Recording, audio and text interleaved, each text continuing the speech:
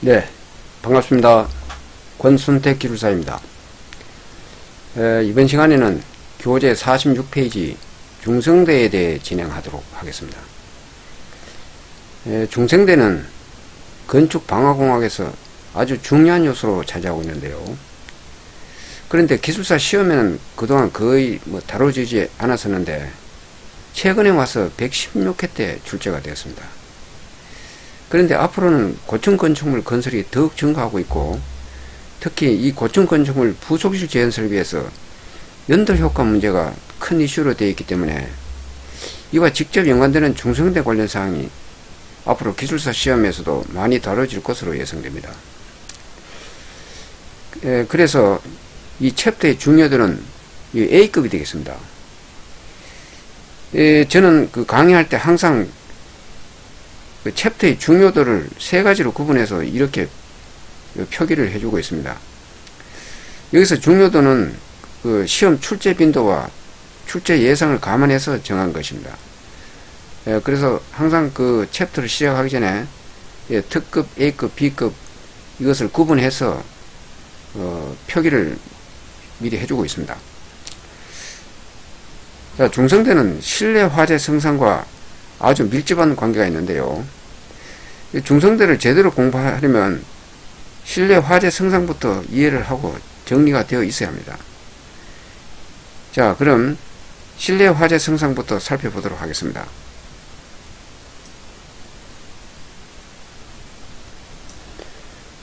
자, 이것은 화재실의 단면도입니다.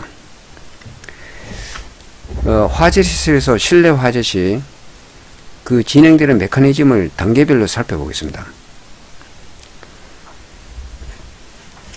자, 화재실의 바닥에 가연물이 이렇게 있고요. 여기에 그 화재가 발생돼서 화염이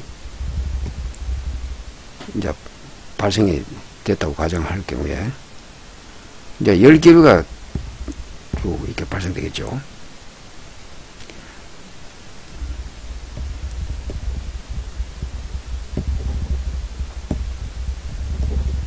열기류가 발생되면 온도가 상승하겠죠.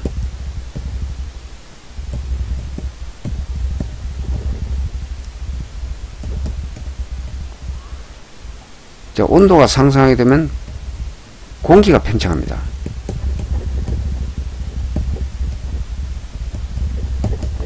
공기 팽창하면 공기 밀도는 감소되겠죠.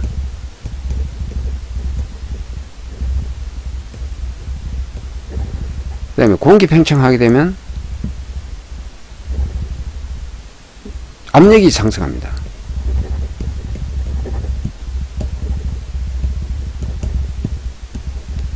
압력이 상승하면 이제 불액이 발생되죠.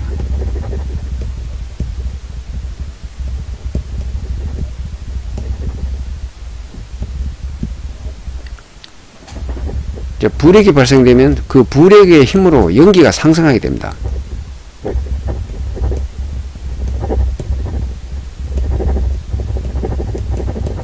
연기 상승하고 또 배출로 이어지죠. 이런 단계로 이제 그 진행이 되는데요. 자, 만약에 여기에 수직 샤프트가 형성이 되었다고 봤을 때, 수직 샤프트가, 그러면 이 수직 샤프트 안에 상하간의 암적차로 인해서 그 불액 발생으로 연기가 상승을 하게 되는데, 수직 샤프트 안에 부력을 그 스택 이펙트라고 합니다.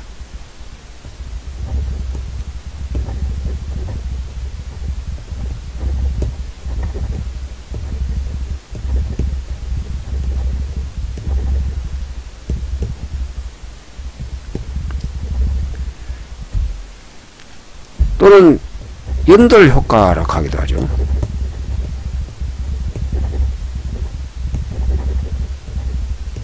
또는 굴뚝 효과, 또는 드래프트 이펙트라고 하기도 하고,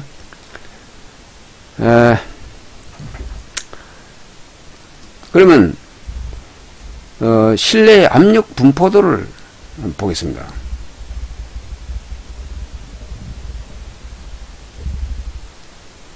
막 이렇게 이제 압력 분포도가 형성이 된다고 봤을 때 여기가 정압 플러스 여기가 부압 마이너스 이렇게 되고 그래서 이 상부에는 실내 압력이 실외보다 더 이제 높아지겠죠. 압력이 상승되어 있기 때문에. 반면에 하부에는 실내 압력이 실외보다 더 낮습니다. 이게 더 낮아서 부압으로 형성돼서 여기 이제 창문이 있다고 봤을 때 개구보가 있다고 봤을 때 하부에는 이제 공기가 유입이 될 거고 상부에는 반대로 이제 공기가 배출이 되겠죠. 연기가 있으면 연기 배출이 되고. 자, 그러면 여기에 요 지점에서는 실내와 실외의 그 압력이 동일하게 됩니다. 그럼 요 부분을 중성대라고 합니다.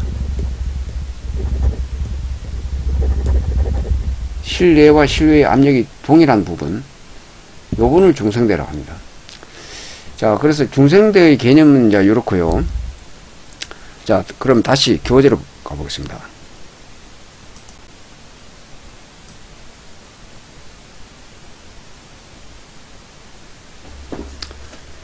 교재에서 실내 화재 시 온도가 상승한 만큼 공기 밀도가 감소하고 공기 팽창에 의하여 압력이 상승한다고 했죠.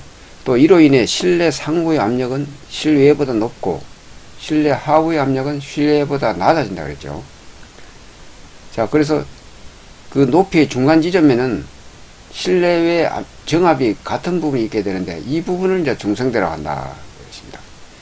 뭐 요기에 대해서는 바로 앞전에 실내 화재 성상에서 다 설명이 되었습니다만은. 자, 그 다음 실내 화재 시 계급의 압력 분포를 이제 보겠습니다. 자, 실내외 압력 차 계산하는, 이번에 그 116회 그 문제에서도 실내외 압력 차 계산하는 문제도 나왔습니다. 거기서 이 최종적 공식은 이제 요겁니다. 요건데 시험 문제에서도 이 공식을 유도하는 과정에 대해서도 물었어요.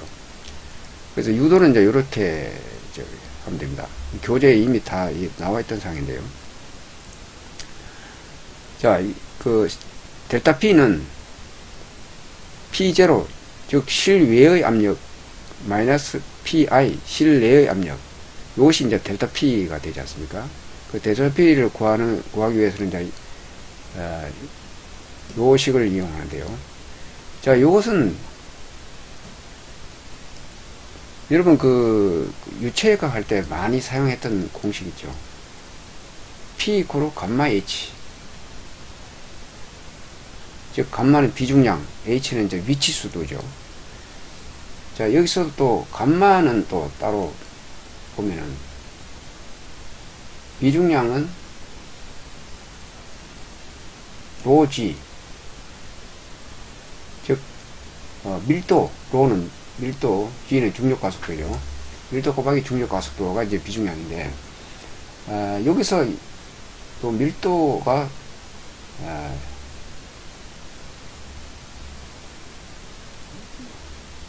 요게 이제 요렇게 대입을 하면은 결과적으로 이게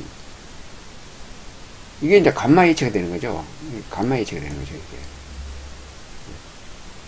이게 이렇게 되고, 그 다음에 공기 비중량 감마를 계산할 때 T분의 1.293은 0도씨 때의 공기 비중량이고 9.8은 이제 중력가속도죠.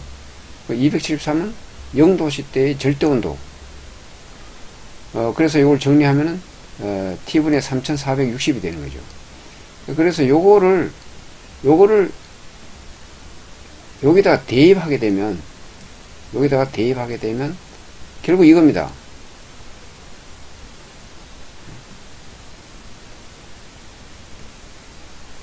결국 이거죠. 이렇게 되고, 그 다음에 요걸 다시 정리하면 이제 이게 되는 겁니다. 자, 그리고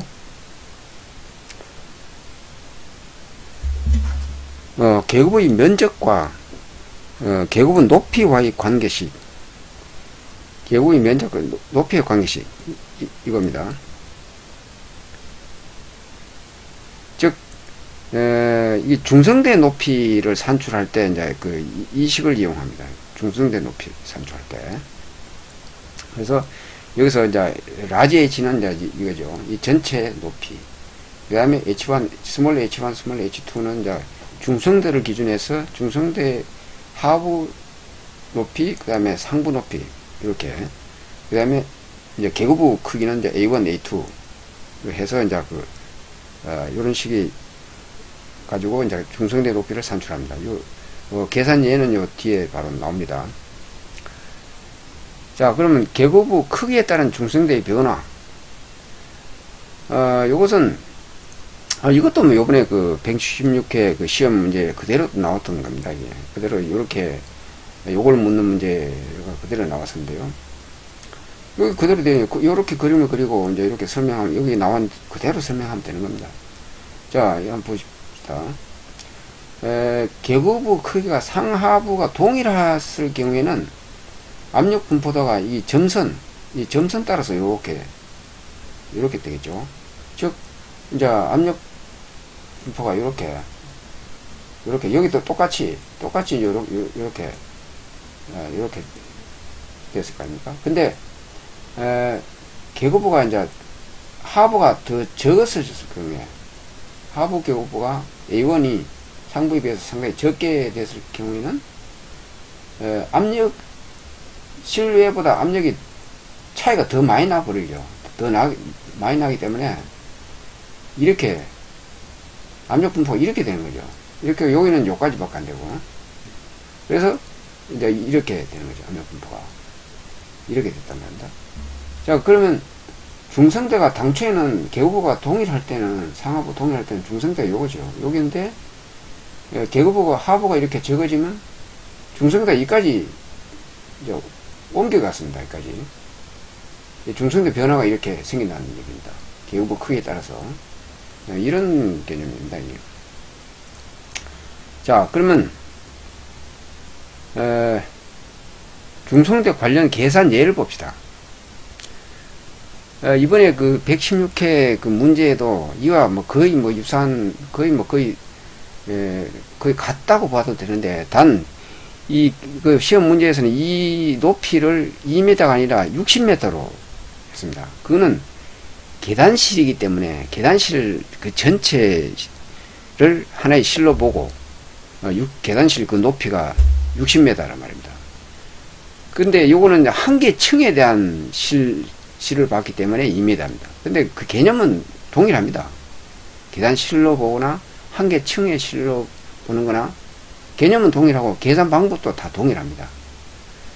자, 그리고 계급부 크기는 여기서는 그냥 상하 계급부가 이제 동일한 걸로 A1 이퀄 A2 동일한 걸로 했지만 이제 요번에 시험 문제에서는 상하 계급부가 좀 다른 걸로 이렇게 나왔습니다. 그런데 그것도 여기 대입하면 똑같습니다. 대입한 개념은 똑같습니다. 계산하는 방식은. 자, 그래서 여기에 대입을 해서 이제 이렇게 푸는데, 단, 여기서는 계급부가, 상하 계급부가 동일하다 했으니까, 이제 요게 이제 필요가 없는 거죠. 요게 필요 없고, 나머지는 이제 요게 남는 거죠. A1분의 A2를 제거하면, 여기 남는 거. 여기다가 이제 그대로 온도를 대입하고, 온도. 자, 298은, 실외 온도가 25도 플러스 273 하니까 298이 나왔고, 그 다음에 873은 실내 온도가 600도라 했으니까 600도 플러스 273 그럼 이제 873이 됐죠. 그럼 여기서 이제 H1을 이제 빼내면 되는 겁니다. 근데 여기서 이제 직접 H1을 빼내려면 조금 계산을 좀 해야죠. 근데 그게 좀 번거로우면 이 공식을 바로 이용해도 됩니다. 이 공식을 바로 이용해서 이렇게 이제 온도하고 이제 계급부 면적 이렇게 넣으면은 바로 이제 이렇게 나오는 거죠. 0.51m. 이거는 이제 H1이기 때문에 이제 중성대로부터 하부, 중성대로부터 하부에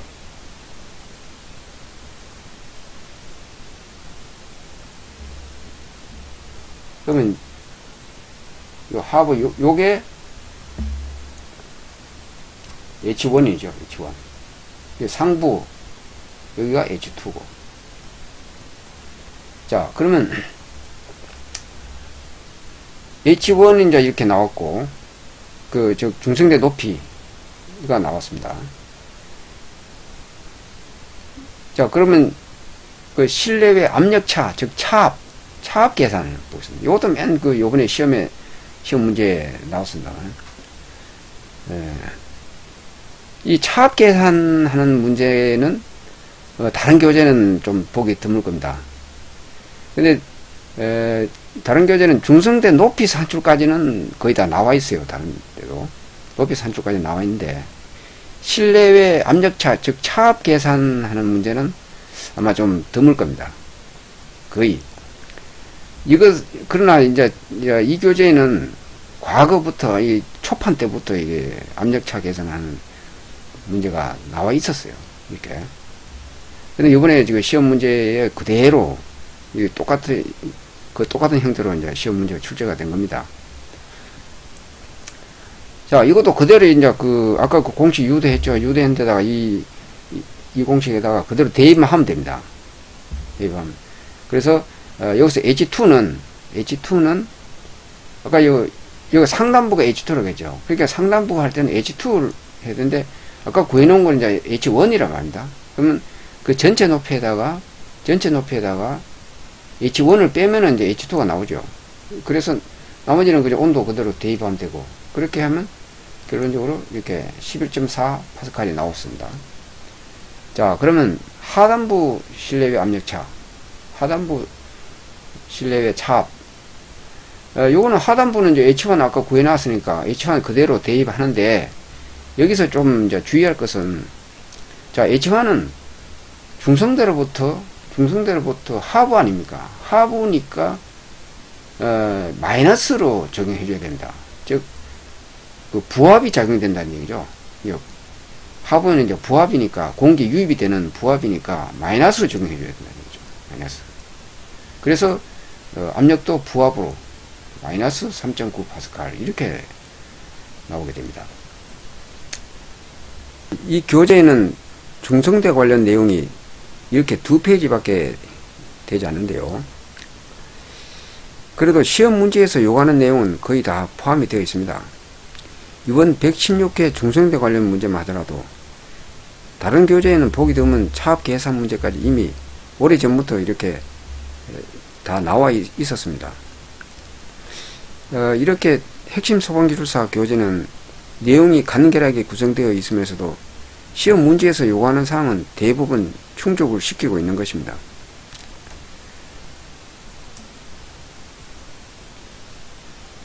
자, 여러분, 탁월함의 최고는 간결함에 있다. 이런 말 들어보셨습니까? 이 명언의 원조는 세계적인 사상가인 맹자입니다. 또 세계적인 물리학자 아인슈타인과 또 세계적인 예술가인 레오나르도 다빈치, 이렇게 이분도 동일한 발언을 했습니다. 저는 교재를 집필할 때나 강의할 때 항상 이런 간결함에 대한 개념을 가지고 임하고 있습니다. 여러분도 답안 작성하실 때 반드시 이런 개념을 가지고 작성해야 합니다. 절대 답안 분량이 많다고 다 좋은 것은 아닙니다. 채점위원 입장에서 좋은 점수를 줄 수 있는 답안의 조건은 첫째가 문제에서 요구하는 핵심적인 내용이 있어야 됩니다.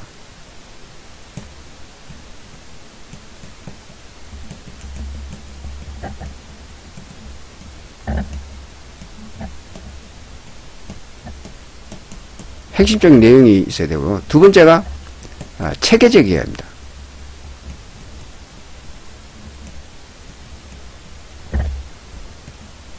세 번째가 간결해야 됩니다.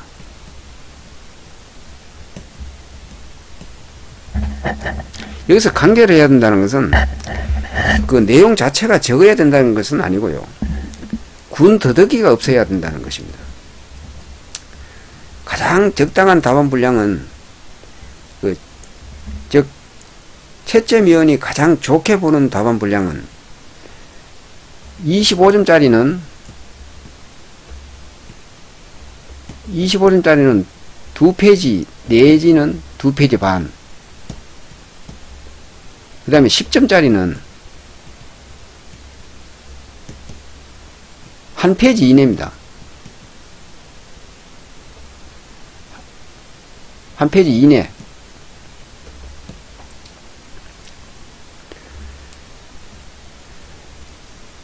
자, 어떤 사람은 나만의 답안을 쓴다, 특화된 답안을 쓴다 하면서 정작 그 문제에서 요구하는 핵심 내용을 벗어난 채 너무 장황하게 많이 쓰는 경우가 있는데, 이건 절대 점수를 잘 받을 수가 없습니다.